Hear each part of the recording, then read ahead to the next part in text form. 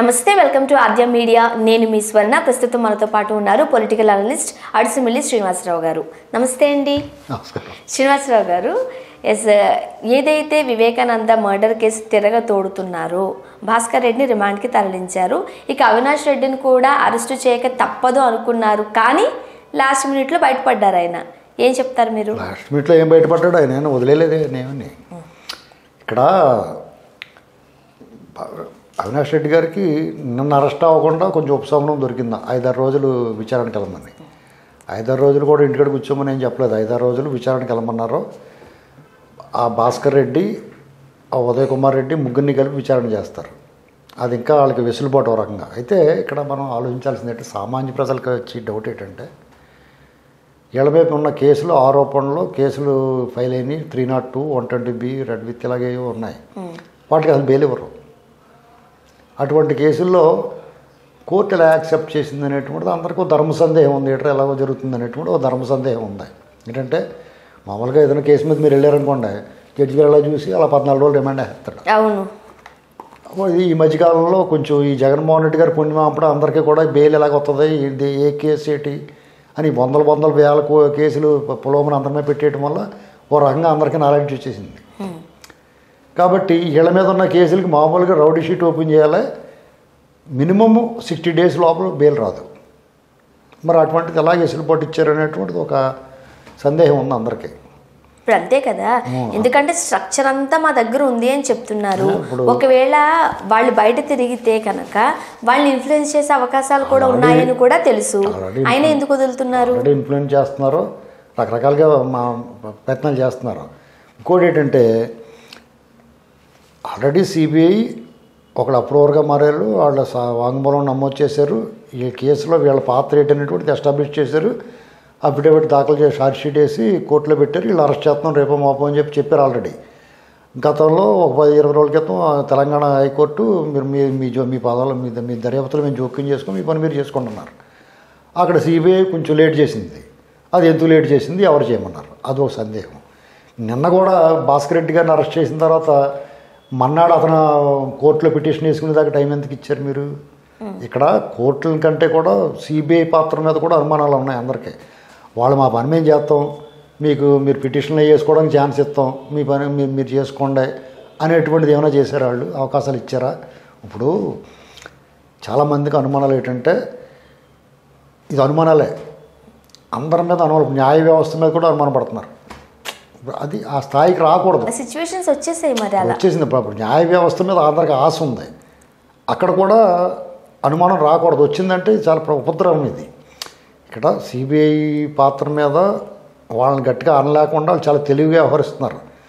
ఇందులో ఈ మొత్తం దర్యాప్తు డిలే కానీ వాళ్ళకి వెసులుబాట్లు కానీ అంతా సిబిఐ మీద ఉంది. ఇప్పుడు ఇక్కడ దర్యాప్తు చేస్తున్న అధికారులు మనం ఏమనలేము. వాళ్ళ బాస్ ఉంటాడు, ఆ బాస్కి చెప్పకుండా ఏం చేయరు వాళ్ళు.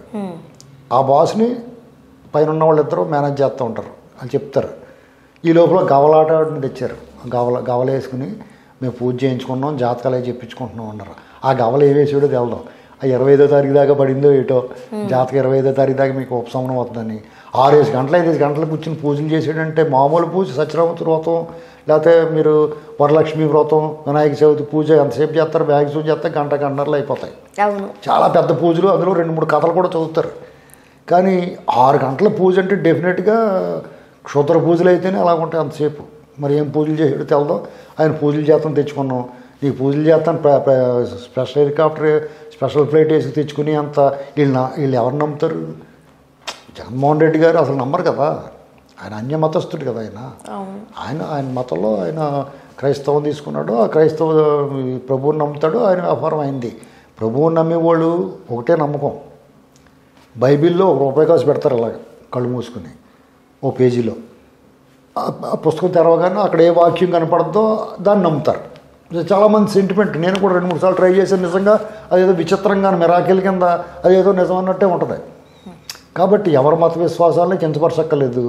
ఆయన పనిగట్టుకుని క్రైస్తవాన్ని వదిలిపెట్టి వీళ్ళు నమ్మక్కర్లేదు. వీళ్ళు నమ్ముతాడని కూడా ఎవడ నమ్మడం.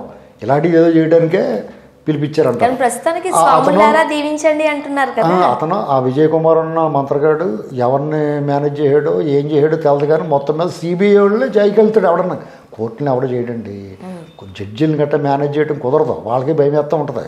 ఎందుకంటే ఆల్రెడీ ఓ జడ్జి ఊరేసేసుకున్నాడు గతంలో గాలి జనార్దన్ రెడ్డి విషయంలో.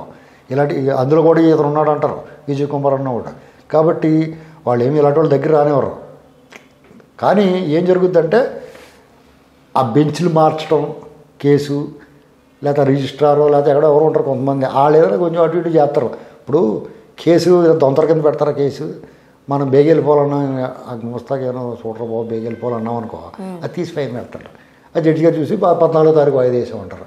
అమ్మాయి అనుకుని బతుకు చేయడానికి వెళ్ళిపోతారు. అలాంటివి జరుగుతాయి అంతే. జడ్జి గారు ఏమి ఇలాంటి తప్పులు చేయరు.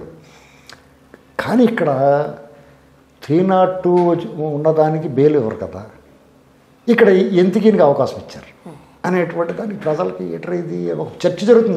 న్యాయ కోవిధుల్లో కూడా చర్చ జరుగుతుంది, ఆ డిపార్ట్మెంట్లోనూ ఆ లాయర్లో కూడా. ఇంతకు ముందు జరిగిన కొన్ని ఇన్సిడెంట్స్ని తీసుకుని ప్రజలు స్వచ్ఛందంగా వ్యవహరించాల్సిన ఈ సిబిఐ కావచ్చు లేకపోతే జడ్జిలు కావచ్చు ఇన్ఫ్లుయెన్స్ అవుతున్నారు, ప్రభుత్వాలకు లోబడి వాళ్ళకు అనుగుణంగా పనిచేస్తున్నారు అంటూ ఒక అపవాదు కూడా మూట కట్టుకున్నారు. అది ఇక్కడ ఏమైనా ఇన్ఫ్లుయెన్స్ చేసే అవకాశం ఉందా? జడ్జిలు అసలు చేయరా నేను మీకు మాట చెప్తున్నానండి. కానీ ఇక్కడ ఈ స్పెషల్ కేసు ఆంధ్రప్రదేశ్ నుంచి తెలంగాణకు మార్చారు. ఆ విచారణ కోర్టు, తెలంగాణ హైకోర్టు ఒక 20 రోజుల క్రితం మీ దర్యాప్తులు మేము జోక్యం చేసుకోం బాబు, మీ పని మీరు చేసుకోండి అని చెప్పింది. తర్వాత నిందితుల్లో ఒకళ్ళ భార్య సుప్రీంకోర్టుకి వెళ్ళి తొందరగా తేల్చండి కేసు అన్నారు. సుప్రీంకోర్టు తొందరగా తేల్చండి ఇది నెలాఖరు లోపల అన్నారు. ఆ దర్యాప్తు అధికారిని మార్చాలి, అతని పద్ధతి పోలేదంటే అతను మార్చారు. ఇప్పుడు వాళ్ళు స్పీడ్గా పనులు చేసుకుంటుంటే మళ్ళీ తెలంగాణ హైకోర్టుకి వెళ్ళి అతను పిటిషన్ వేస్తే అదలు పోని చెప్పాలి వాళ్ళు ఫస్ట్. కానీ దాన్ని యాక్సెప్ట్ చేశారు. తర్వాత మళ్ళీ మర్నాడికి వేశారు వాయిదా. ఆ తర్వాత 25వ తారీఖు దాకా ఇది కొంచెం జనాలు ఇలా జరుగుతుంది, అక్కడ రాంగ్ ట్రాక్లో పోతుంది, సిబిఐ లాయర్లు సరిగ్గా వాదించలేకపోతున్నారా, ఏం జరుగుతుంది అనేటువంటిది అర్థం అవట్లేదు. ఇక్కడ జనం ఏమనుకుంటున్నారంటే మీరు చెప్పినట్టుగానే ఆ మంత్రగాడు వచ్చాడు ఏదో మంత్రం వేసి ఉంటాడు అనుకుంటున్నారు. ఇది మాత్రం ఖాయం. ఇది ఈ క్రమంలో అవినాష్ రెడ్డి గారు అరెస్ట్ అవుతాడా ఆవిడ, దానివల్ల ఈ కేసు 4 ఏళ్ళు అయింది, ఇంకొక ఏడాది అవ్వచ్చు. అవుతే ఆయన డెఫినెట్గా వాళ్ళు వేసిన సాక్షి షీట్ ప్రకారం తప్పించుకోలేరు. వెళ్ళిపోయిన అధికారి రామ్ సింగ్ వీళ్ళందరినీ బిగిచ్చేసాడు. ఇక్కడ జగన్మోహన్ రెడ్డి గారు కానీ వైసీపీ పార్టీ కానీ మ్యాక్సిమం డ్యామేజ్ జరిగింది. ఈ మర్డర్ కేసులో వాళ్ళు ఎలాగైతే ఉపయోగించుకున్నారో అంతకు 1000 రెట్లు డ్యామేజ్ వాళ్ళు చేస్తుంది. ఇది ఇలా సాగినంతకాలం వాళ్ళకి నష్టమే. నేను అరెస్ట్ అయిపోయాక ఇవాళ మాట్లాడడం మనం నిన్నటితో ముగిచ్చిపోద్ది కదా. ఇవాళ ఎన్నాళ్ళు సాగితే అన్నాళ్ళు మనం మాట్లాడుతూ ఉంటాం, ప్రజలు కూడా దీని గురించి ఆలోచిస్తూ ఉంటారు, ప్రజల్లో చర్చ జరుగుతూ ఉంటుంది. ప్రతిరోజు కూడా అబ్బా ఇంత ఎలా చంపేశారా, మామూలుగా చంపొచ్చు కదా, చంపాలనుకుంటే అంత దారుణంగా చంపేస్తారు రాజశేఖర రెడ్డి గారి తమ్ముడిని. ఇతను రాజశేఖర రెడ్డి గారి తమ్ముడిని చంపేసిన వాడి మీద ఇతను కదా దగ్గరుండి నిరూపించాలి. ఇతనికి ఎందుకు బాధ, ఇతను ఆస్తుల కేసులో వాదించిన లాయరు నిందితుల తరఫున వాదిస్తున్నాడేంటి, ఇతను చెలికి కదా అండగా ఉండాలి, ఏంట్రా ఇది అనేటువంటి చర్చ జరుగుతుంది. కాబట్టి దీనికి చాలా నష్టం జగన్మోహన్ రెడ్డి గారికి, వాళ్ళ పార్టీకి. శుభ్రంగా సర్దేసుకుంటారు వీళ్ళు. సునీత గారికి మాత్రం ప్రజల మద్దతు, ప్రజల సానుభూతి, అయ్యో పాపం ఆవిడ బాగా పోరాడుతుంది, ఆవిడకి మద్దతుగా నిలవాలని మాత్రం అనుకుంటున్నారు. Thank you so much.